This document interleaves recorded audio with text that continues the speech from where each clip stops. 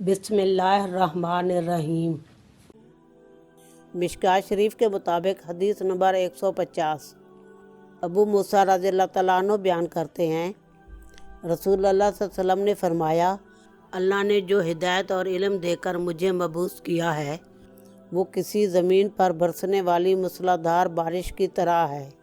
بس اس زمین کا ایک ٹکڑا بہت اچھا تھا، اس نے پانی کو قبول کیا اور اس نے بہت سا گھاس اور سبزہ اگایا، اور اس زمین کا کچھ ٹکڑا سخت تھا، اس نے پانی کو روک لیا۔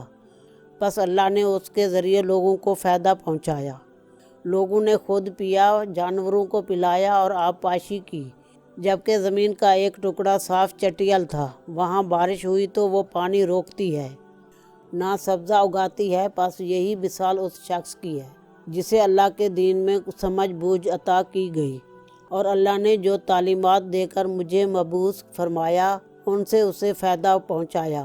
بس اس نے خود سیکھا اور دوسروں کو سکھایا، اور یہی اس شخص کی مثال ہے جس نے ازراہ تکبر اس کی طرف سر نہ اٹھایا اور اللہ نے جو ہدایت دے کر مجھے مبعوث فرمایا اسے قبول نہ کیا۔ متفقہ علیہ، روایہ بخاری شریف حدیث نمبر 79 اور صحیح مسلم شریف حدیث نمبر 2282/15